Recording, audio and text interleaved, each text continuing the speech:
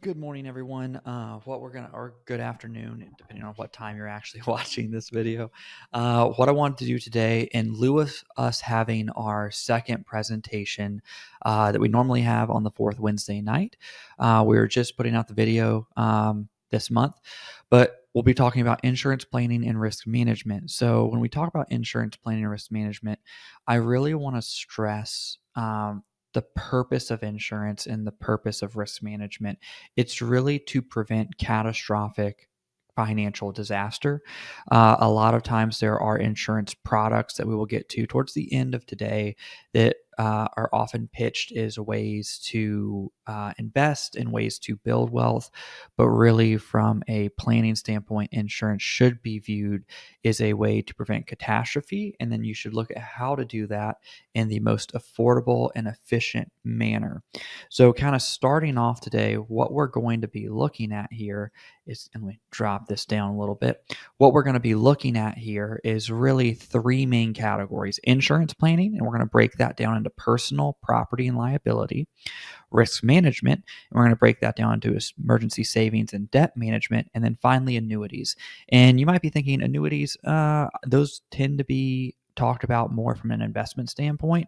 And that's where I really want to view them from an insurance standpoint, because they are insurance contracts and they are contracts that are designed to do a specific thing, but often that thing is not build wealth long term. That thing is provide stability of income at that point, so it can be used as a way to kind of ensure an income stream for you. And that's where the insurance planning side of things really comes into play. So jumping over to start with personal, what we're going to look at from personal primarily is focus on life and long-term care. Typically disability and health you are going to get through your employer, in most cases, especially with the county. And then two, those can be very complex types of insurance, where it really breaks down to you specifically and your needs specifically as to the level of care, the coverage of care.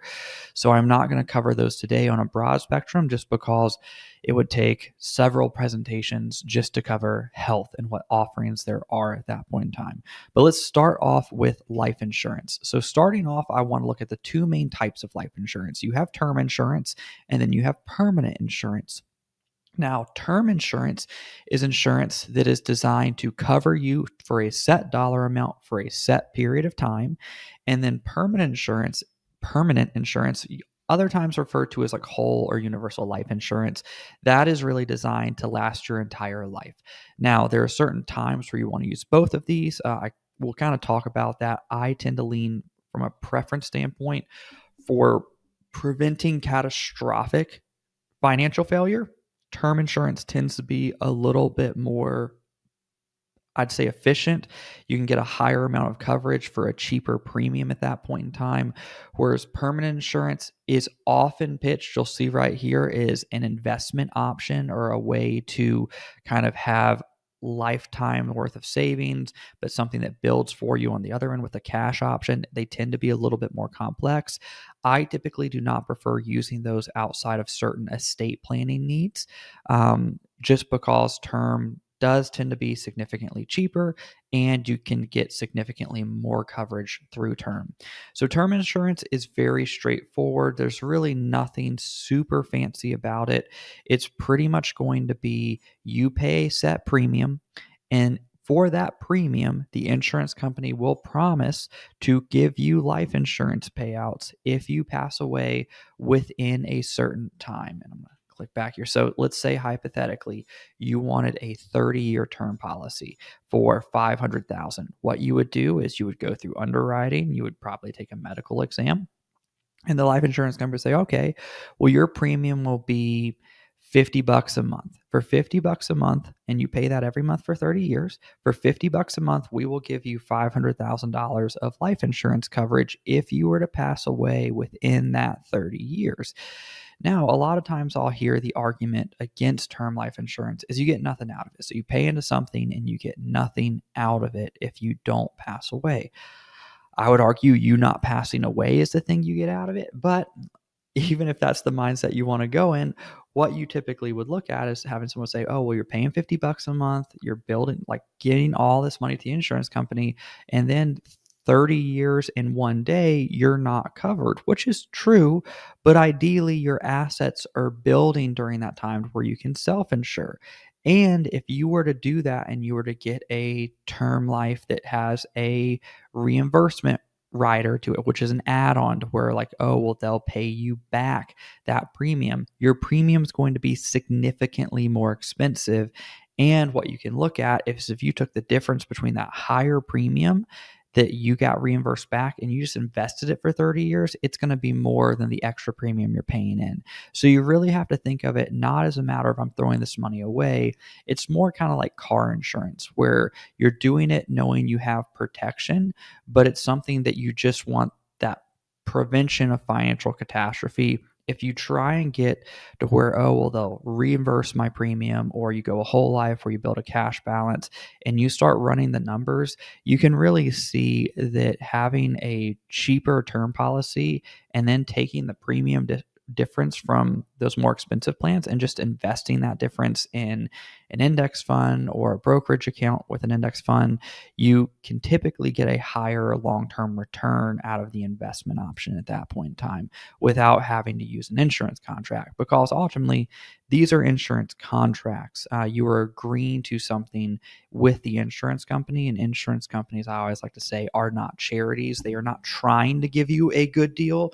They are trying to get the most out of you at that point in time. So they're agreeing for that coverage, but they're also trying to make a profit. Whereas if you were to use a brokerage account, you are investing, you're not in a contract with another firm. It's just you. It's not you and a third party like an insurance company. So you're not having to worry about someone else trying to make a profit off of your contract. You are just investing in those underlying companies or bonds. Now, with term insurance, and really any insurance you have here. So what you're looking at here is term and then perm. Perm is going to be that permanent insurance at the bottom. This is what the need for insurance typically looks like. So when you're 18 to 25, your need for insurance isn't substantial. You don't typically have a family. You don't have a mortgage yet. You might just be getting out of college, starting your career.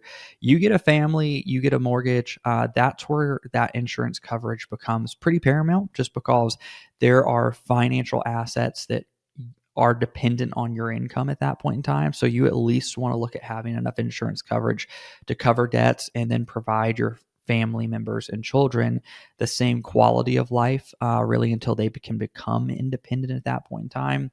You see that kind of peak up here where you're still looking at mortgage, still looking at school debt, looking at college debt, and then it starts to drop off as you get into your 50s, because you see in this green line right here your actual asset base. So what you're saving in your 401k, what you're putting in Roth IRAs, brokerage accounts, investments at that point in time, those are starting to grow.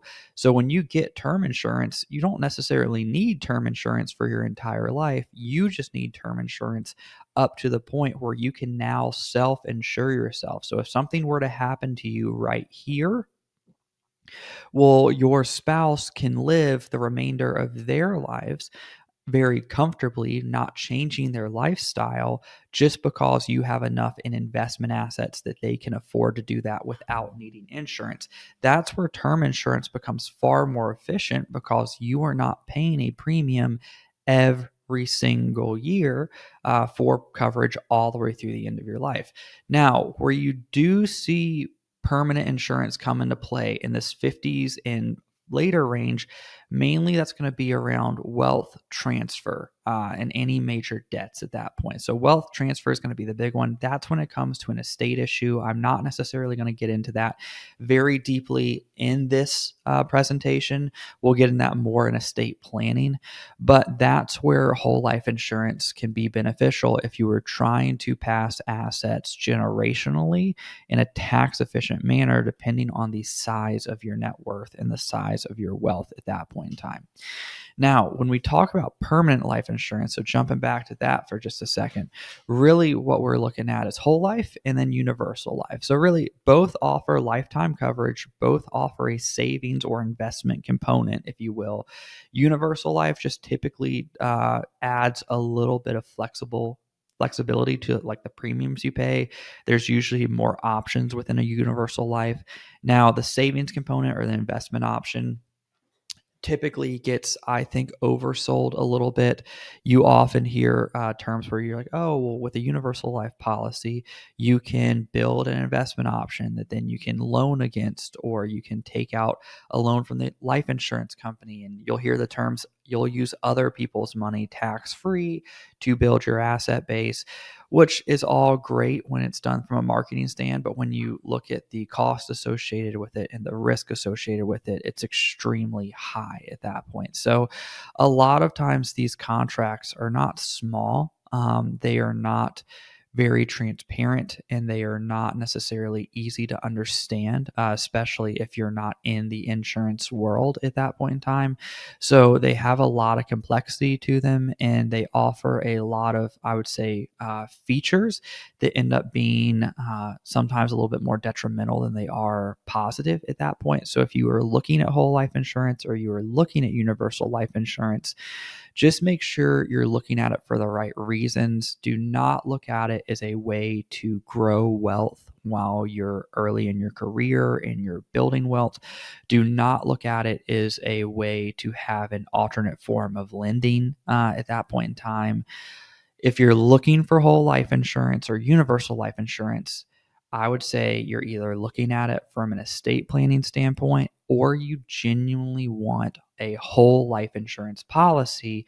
And at that point, do not look at it from the means of how can I build some savings around this. Look at how much coverage do I want and what's the most cost effective manner. And that should be your primary avenue.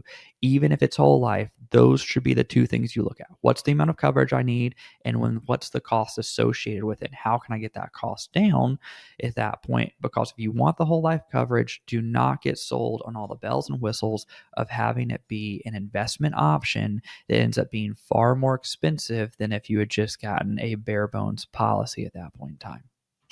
Now, accidental death and dismemberment versus life insurance. So I see this a lot. A lot of people are like, oh, well, I have plenty of life insurance coverage. I have $100,000 life insurance coverage, and I have $500,000 AD&D, or accidental death and dismemberment.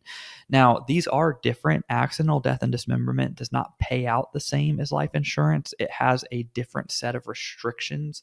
And if you ever look at one of those accidental death and dismemberment policies, they can be pretty thorough with what they will not pay out. Like we have read through some where if you lost a finger, but it was not a finger that was detrimental to what your actual job title was, wouldn't pay out. It has some things that if it's illness that you pass away from, it might not pay out if it's not an accident related. So just because you have a lot of AD&D and a little bit of life, it is not a replacement for life insurance. I just always like to go over that just so you know that AD&D is a different form of insurance. A lot of times if you're in an office job, it might not be as important as if you're doing a more manual, intensive, dangerous job with like heavy machinery at that point in time. But even then, it is not a replacement for life insurance. They do not do the same thing at that point. That accidental death and dismemberment does not pay out the same way life insurance pays out at that point. Now, long-term care costs. So long-term care cost and long-term care in and of themselves can be extremely expensive, and it can also be really complex when you're looking at how to fund that long-term care at that point in time. So, long term care is typically going to start when you need help with daily living activities, which is meal prep, which is getting dressed, going to the bathroom, going from sitting to standing or standing to sitting. You can no longer do those things. So, a lot of people assume Medicare that you start taking at 65 will cover some of those, and it does not. Medicare does not cover any custodial care, and it only covers a very short period of time of skilled care or intermediate care. So when you're looking at long-term care, which can be in today's dollars, $50 to $100,000 of additional cost a year at that point in time, you really need to start looking and seeing, all right, do I need long-term care insurance? And then how expensive is long-term care insurance, and can I self-insure with long-term care? Because right now there's typically two ways that you can get a long-term care policy. And I'm going to move myself all the way over here real quick. There's two ways you can get a long-term care policy. There's a hybrid policy and there's a traditional policy. Now, a traditional policy is pretty straightforward. You pay in premiums and the insurance company guarantees you either like a certain dollar a month or dollar amount a month or a day, and then like a certain time period. So you might pay a set premium and then they might say, all right, well, we'll cover long-term care up to 3 years, up to $250 a day at that point. And you say, all right, cool. Now, the problem with that is a lot of times that premium is not fixed, which means that it might be a certain premium at 59, and then at 65, that premium might increase, and at 70, that premium might increase again. So you might be able to afford a premium at 59 or 60 that is no longer affordable for you at 70, and you have to end up dropping the policy. So then you've paid into a policy for 10 years that you no longer are going to get any payout for. And then if you want that policy to inflate up so that that $250 is the equivalent to $250 in say 30 years from now, that policy is going to get substantially more expensive. Now, long-term care costs does tend to be a little bit expensive already, and it is kind of a broken insurance, at least from the traditional manner. So a lot of times I always say if you can afford to pay for a traditional long-term care policy, you can typically afford to self-insure yourself to a certain degree. So the need for that insurance isn't necessarily going to be there. Now, the other option is a hybrid option. So, a hybrid option is a blend of a whole life policy with a long term care rider. And again, a rider is a add on. So, you might say, all right, well, I will pay X amount. So, either like a one time flat cost or a period of fixed payments for $300,000 of whole life coverage. And if I needed long term care, then I can use that death benefit, that 300,000, to pay towards it at that point in time. And if I don't need it, I get a death benefit. And that's been the more popular kind of usage, mainly because the premiums are fixed. So it's not going to be a continuous payment every single month that you're going to have to wonder when is it going to increase. It's either going to be a fixed one-time payment or a few fixed installments, like over 10 years or one time of 50,000. So it's a little bit easier to plan around from that standpoint. And that would be where I would say if you are going to look at long term care insurance and it's something that you just want to make sure that you have, the hybrid policy would be the policy that I would look at going towards. Now, we're going to be looking at property next. So, with property, we're mainly going to be focused on home and we're mainly going to be focused on auto. Personal articles, unless you're really carrying a lot of jewelry or some really, really nice paintings, personal articles probably isn't going to apply to most people. And natural disasters, we'll hit on it a little bit, but I'm not going to spend a ton of time on it. But getting into property here, let's start with homeowners insurance. So, homeowners insurance typically covers any sort of damage, interior, exterior, loss, prevent any sort of liability that goes along with your home. And there's three typical levels to homeowners insurance, which is actual cash value, replacement cash value, and then extended replacement cash value. A lot of times replacement cost and extended replacement cost are going to be combined into each other, but we'll talk about the big differences between those and we'll talk about the differences in kind of what is covered. But with homeowners insurance, one of the things a lot of people don't realize is you do have a certain amount of liability in homeowners insurance. So we'll get to the liability section a little bit later, going over umbrella policies. But just know you do have a little bit of liability baked into your homeowners insurance, which is really nice. So when we talk about homeowners insurance, there are things that are not going to be covered. And if you live in an area where you are worried about one of these things, you need to know that you have to get an add on to cover some of these. And some of these just will not be covered, period. Earthquakes, landslides, sinkholes, probably in our area a little bit more. If you were in a floodplain, you might want to look at flood insurance at that point in time. There's things that just aren't going to be covered pretty much any time, which is going to be war or a nuclear hazard at that point in time. Neglect's typically never going to be covered. Power failure, things along those lines. So usually it's going to be war or acts of God is a lot of times how it'll be phrased, of something that is just completely outside of anyone's control. But neglect's a big one, especially if you have multiple rental properties and you have owner's insurance, but you never keep up or take care of one of those properties. It doesn't happen as much in most cases with like a primary residence, but excuse me, with primary residence, since you're living there actively. But if you neglect something and it causes a roof cave in because you never took care of it, or there's some sort of termite infestation because you never took care of the property, that can be excluded as well. Now, when it comes to actual cash value or replacement value, what you're looking at with actual cash value versus replacement cost and replacement cost value is a little bit different. So a lot of times people think if they have actual cash value, it'll replace all of it. Like if your house were to burn down, they will replace the entire actual cost of that. It's not exactly the case. Like, so in this example with a hailstorm, it damages your roof. It's cost $800 or $8,000 to repair the roof. You have a $2,000 deductible before your insurance kicks in. Well, they'll take into account age and wear and tear, and they'll actually lower what that payout will be. So you will get $3,500 if you have actual cash value replacement. Now, with replacement cost, they do not include age, wear, and tear. So you get the full cost of the roof. So when you're looking at your policy, that is one thing I will say, look and make sure what you're actually insured for, and then ask your provider just to confirm what just run through a situation, say what would actually happen, do you account for wear and tear or not? Because again, that actual versus that replacement, as much as actual sounds like it's going to cover everything, it is very misleading because they are different. Now, for auto insurance, so like auto liability is really what I want to talk about. So, auto insurance again covers if you get in an accident, hurts your car, their car, or a person at that point in time.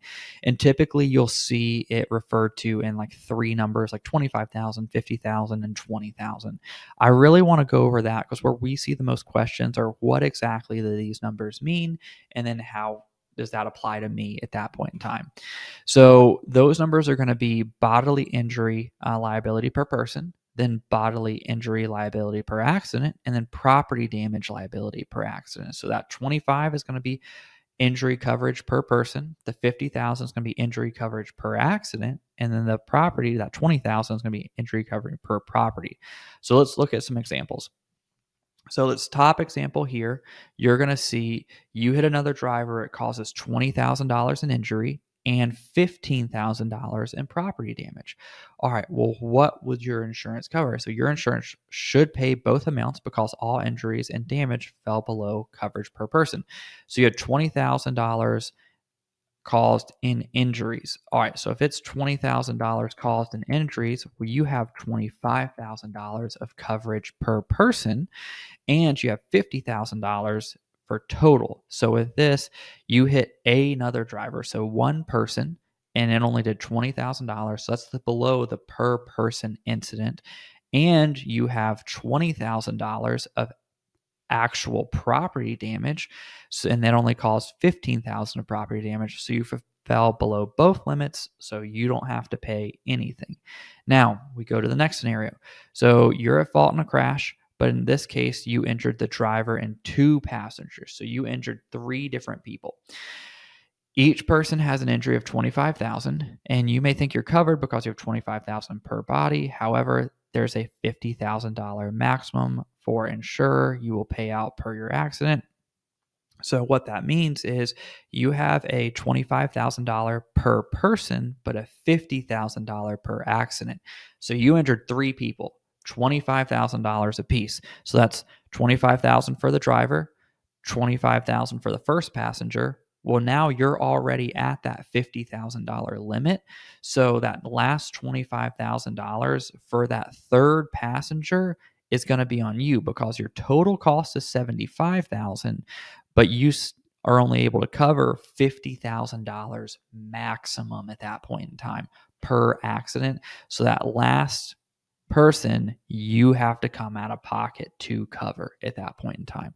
So that's what those three numbers mean. I always just like to go over it a little bit too. And I would recommend, if you're not sure if you have enough coverage from that standpoint, reach out again to your auto insurer and see. You can ask them what averages are. You can see, all right, what is an amount that's typical for my area and what's amount that's good enough to cover at that point. And especially if you're getting umbrella insurance, which we'll talk about here in a second with personal umbrella, a lot of times when you apply for umbrella, they'll check to make sure what your liability coverage is on your home and your auto, and they'll actually increase those as well, especially if you're using the same provider before you'd actually qualify for umbrella as well. But always just good to have that information and know what those numbers actually mean.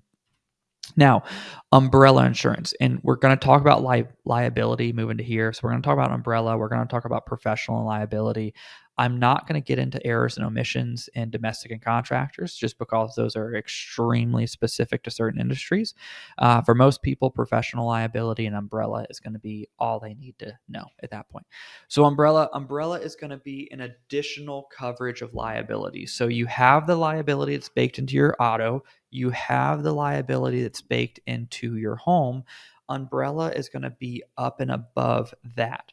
So that's going to be someone falls and breaks their arm on your property. That child's parents end up suing you for medical coverage at that point in time. Umbrella could kick in outside of what's already in your homeowner's policy to help cover that suit at that point in time. You might be like, oh, well, no one's ever going to sue me. So I like to go over examples of areas where we would typically recommend you need an umbrella policy. Do you own a swimming pool or a trampoline? Do you have a rental property? Do you own a certain type of dog? And I usually say, like, honestly, any dog that if it bit you would break skin or hurt at that point in time, it's probably decent to get, even if it's like a small dog, it's still probably decent to get an umbrella policy. It doesn't have to be a pit bull, or I can't think of another dog type that's quote unquote aggressive at that point in time. But it doesn't have to be a big dog. It can really be any dog that you have, especially that's around kids. Like if you have small children and they have friends over and you have a small dog, that's where I see like a lot of bites actually happen, is a child hits a small dog in the face and that dog bites the kid at that point in time. So always good to just think about that. If you surf, hunt, or ski, if you coach youth sports or any sports, if that matter, if you own a business, if you want to protect income loss, or if you have significant assets at that point in time, you want to look at getting an umbrella policy. And these policies aren't expensive. So, I mean, typically you're looking for maybe $1 million to $2 million worth of coverage. It maybe a few $100 a year added on. So they're not expensive policies by any means. So I would recommend getting them, and they can come in handy. Ideally, you never end up using it, but you are glad it's there if you do end up needing it at that point in time. So now, the next thing we're going to talk about is a limited liability corporation, or an LLC.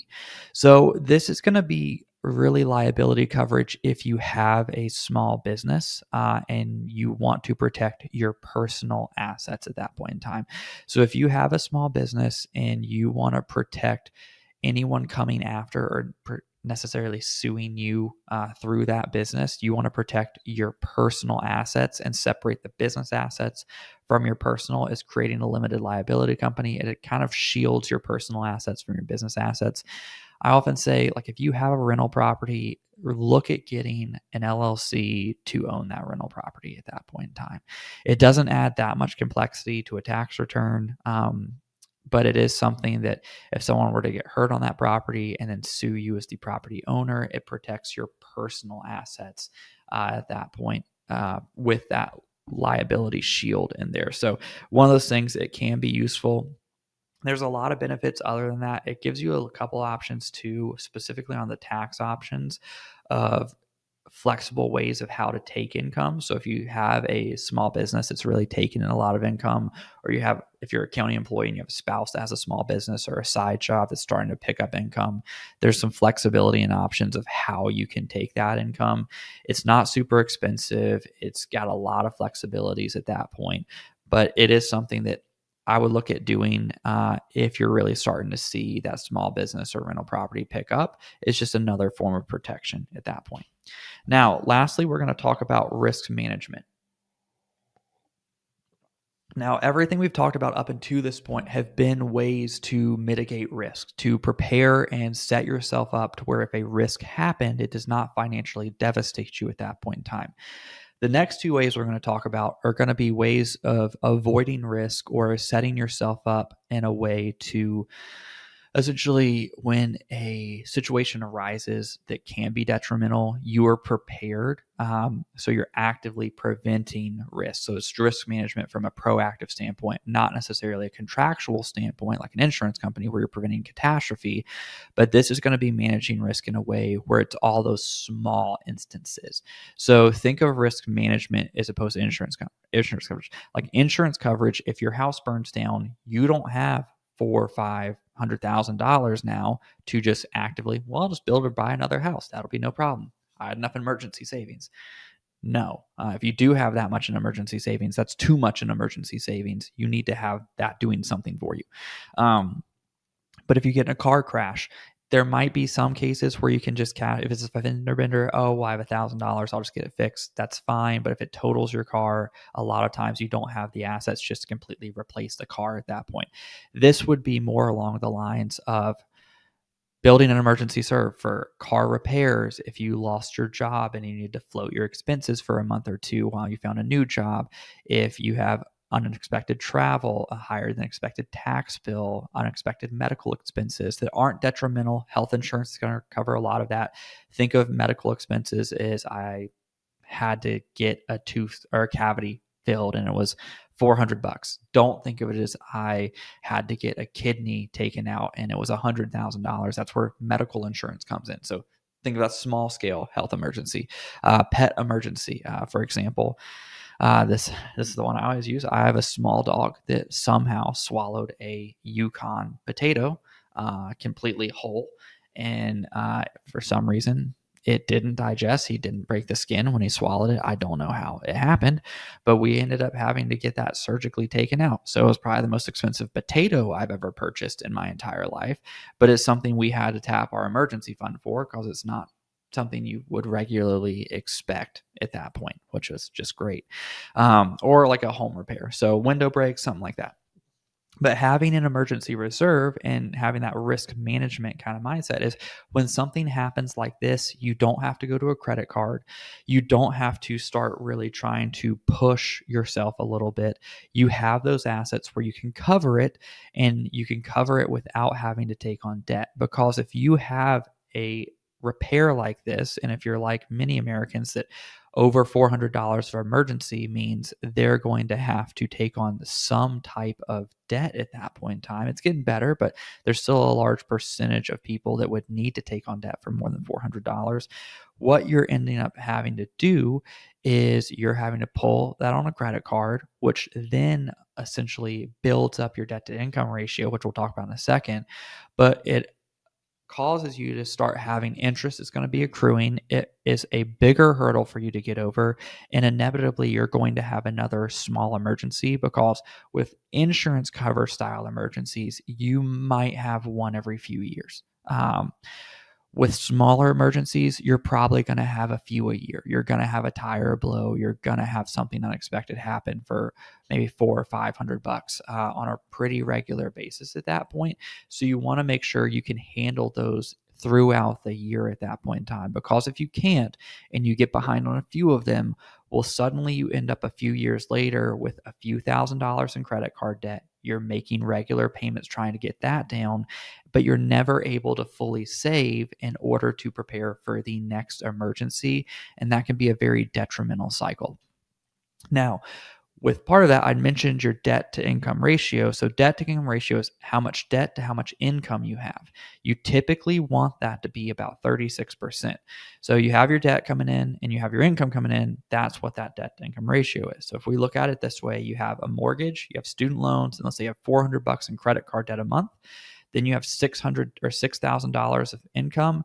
Your debt to income ratio would be 33%. That would be relatively healthy. Now, what you want to prevent is if this credit card debt ends up getting higher and higher, or you add a car onto here that brings that debt up to higher and higher, the higher this ratio gets, the less flexibility you end up having. And what that can ultimately mean is that pushes your retirement back further and further and further and further. So I always like to think of it kind of this way: is you are sitting at a positive like debt, like a 30 to 35% debt to equity. You have an emergency happen.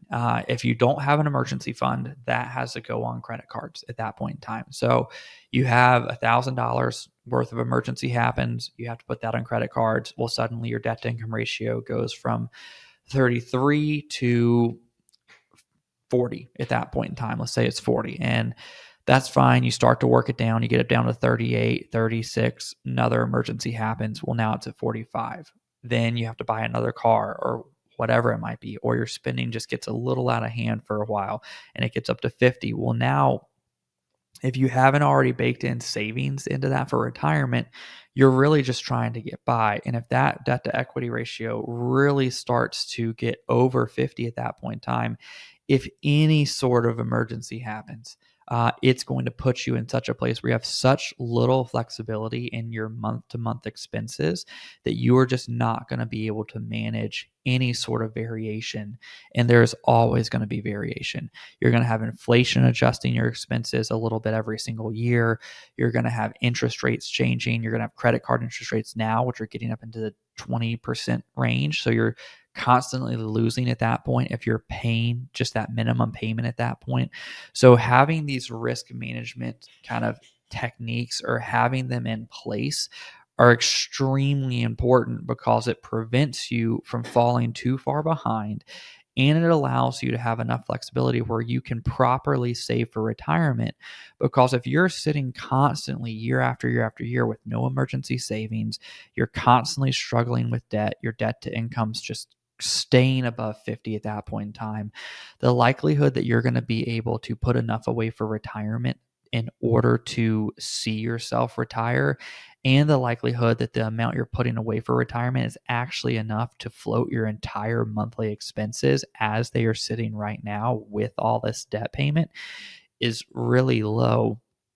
So you see yourself, whereas you might want to be retiring at 60, you might be pushing to late 60s or even early 70s if you do not have these tactics in place in order to fully pay off. And then, two, if you're struggling with the risk management side, the likelihood is you're not in a place to be able to purchase actually enough baseline insurance coverage to prevent catastrophe. So if you do have a car accident that does force you to get a new car, you have a major home repair, an AC unit goes out or something like that, which that's a bad example for insurance, but something major, it's going to take a huge step back because you weren't able to get the coverage that you actually needed because you were just trying to get through the month to month bills at that point in time. So those are two tactics that are extremely important to watch: how much you have in emergency savings, which I always say 3 to 6 months. If it's a dual income household, 3 months. If it's a single income household, closer to 6 months. I tend to be a little bit more conservative and I say 5 minimum for everyone, but it's kind of everyone's preference at that point in time. Now, jumping out of kind of risk management, I do want to go over annuities and how they fit into the picture. So annuities are contracts. Annuities are a contract between you and an insurance company, and they are essentially guaranteeing a income stream for you at some point in time. So where annuities come in and how they fit in with insurance is they are giving you stability in a form of set income for you. So there's typically three types of annuities. You have fixed, fixed indexed, and variable annuities. Fixed annuities are probably the only type of annuity I would ever recommend someone get. And typically, I would only ever recommend someone get it is a small portion of their retirement income strategy if they were risk adverse at that point in time. I do not sell annuities. I typically do not like annuities at all. I think they are very expensive for what they do. And I think they are often sold incorrectly. And I think a lot of people that do sell them, rather than sell them correctly, sell them based on someone's fear of the stock market and do it as a way of manipulating them into getting a commission. And I have semi strong feelings about it. But that being said, if you are going to get an annuity, a fixed annuity is going to be the most straightforward, the least complex, and the least costly at that point in time. And I would say if you were going to get an annuity as well, it would be you would already be retiring and you would be wanting to guarantee an income strategy. So if you know yourself and you say, all right, I have all this money in a 401k, I have this money's in Roth IRAs, brokerage accounts, I know they're going to be up and down with the stock market. I know I can pull income from them, and I'm fine with that. You don't need an annuity because you can be way more efficient. You will end up with more assets at the end of your life if you just have a strategy where you strategically pull money from each one of those accounts and manage that on a year-to-year basis. However, if you have that same situation and you know having that flexibility in the market is going to cause you not to sleep at night and you are going to be actively nervous and unable to enjoy your retirement and unable to spend the way you have saved to be able to spend in retirement, then a fixed annuity might be something, is a part of that plan, not all of it. You don't take all of your assets and buy an annuity, is a part of that plan that can be useful, where you are essentially saying, I will take a chunk out of my 401k. I will go to an insurance company. I'll say, hey, I will give you, say I have $1 million. I will give you $300,000. For that $300,000, if you can guarantee me X dollars a month for the rest of my life, that way I at least have my base expenses covered and I know that'll be guaranteed. I still have other assets that are growing. I still have a significant portion of my assets that are going to be growing in the 401k and invested for that long term standpoint. And that provides you the ability to actually enjoy your retirement, then by all means use a fixed annuity. However, I do not necessarily see the case or prefer variable or fixed index annuities in pretty much any case. Those are primarily sold as investment alternatives to build wealth, and I think they are extremely expensive, and I think they are very inefficient when it comes to building wealth. Looking at those, just breaking on the fees of what you see. So we have fixed annuities and income annuities, which typically are fairly similar. The only difference with fixed annuities is you'll have the surrender charge. But again, if you're using a fixed annuity in the way we just talked about, the surrender charge isn't going to be applicable because you're using it for a lifetime source of income. You're not using it to switch policies every 5 or 6 years. But if with these two, the variable and the indexed annuities, these are often pitched by insurance salesmen, not financial advisors, insurance salesmen, not financial planners, insurance salesmen. Say that on purpose. They have commissions, they have administrative fees, they have surrender charges. So, surrender charges, this means that if you try and get out of that policy within a certain amount of time, usually sometime between 10 and 12 years, there will be a percent charge that you were charged at that point. So, an additional cost. They have mortality expenses because, again, these are contracts. So, the contract is set up to assume you keep that contract for the rest of your life. So there are going to be mortality expenses baked in there. There's expense ratios. There's riders. So riders are going to be add-ons. And then there's rate spreads. So what you're going to be able to participate in and whatever this underlying investment is. So there's a lot going on here. And these are, again, extremely long contracts. They are set up in a way that a lot of these fees aren't super clear as to what you're paying, when you're paying it, or how you're paying it.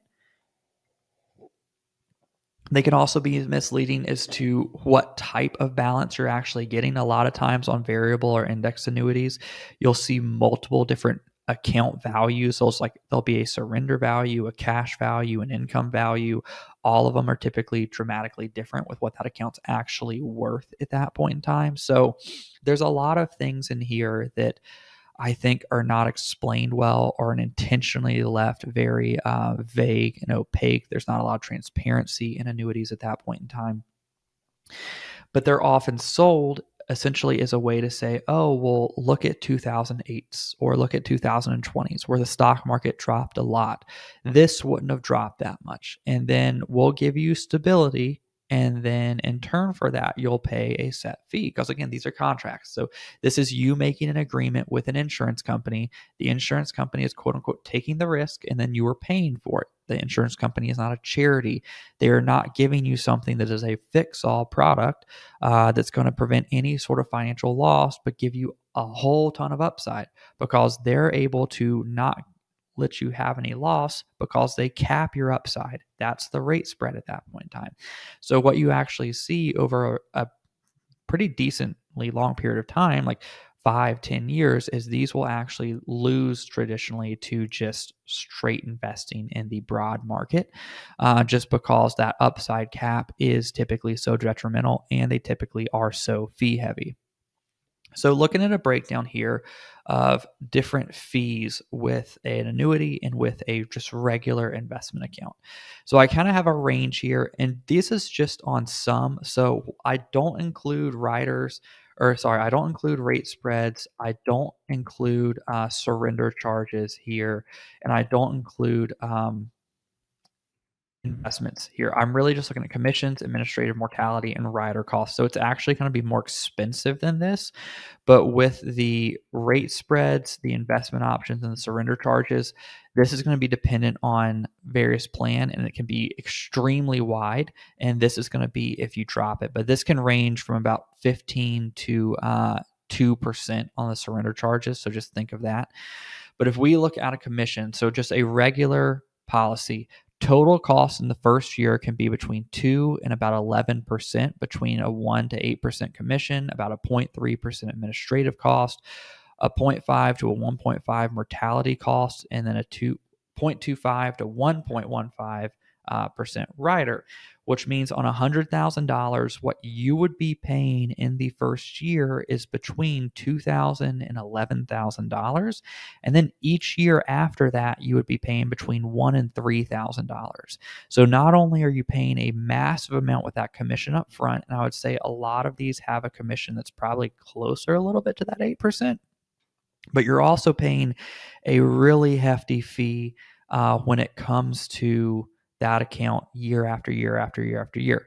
Now, if you were to do an investment account, you can look at actual internal fund fees, which are going to be the underlying fees, which you would still have here. I just left them out between 0.01 and 2%. And then if you used an advisor or a robo advisor, you're probably paying 0.25 to 1.5%. So at most, you're looking at probably 0.26 to 3.5%. So every year, you would be spending between $260 to $3,500. So significantly cheaper than the first year because you don't have that upfront commission. And then it can be a lot cheaper than every year after for the same $100,000 investment at that point in time. So, to give you an example, the 2% fee is fairly expensive. Like, it's pretty hard to find a mutual fund or an exchange traded fund that actually is that expensive. Most nowadays are closer to this. So, you're probably looking somewhere between the one, if you use a in person advisor that does planning for you and everything, you're probably looking at somewhere between 1 and 1.5%. If you're using a robo advisor, you're probably looking down here at this. If you're doing it yourself, you don't even need this. So you're probably just looking at maybe a few $100 a year, depending on what you're actually using.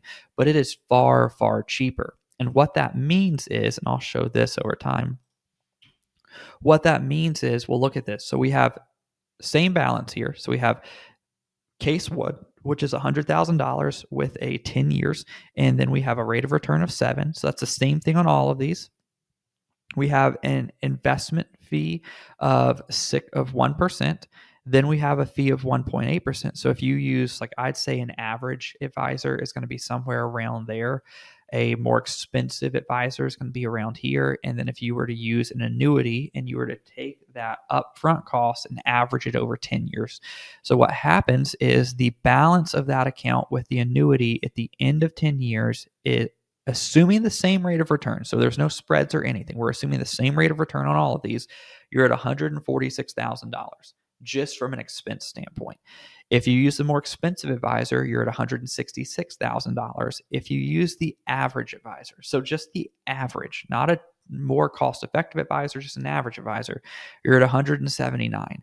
They all had the exact same performance for the exact same period of time with the exact same amount of money that starts, but just the average cost of those makes such a dramatic difference.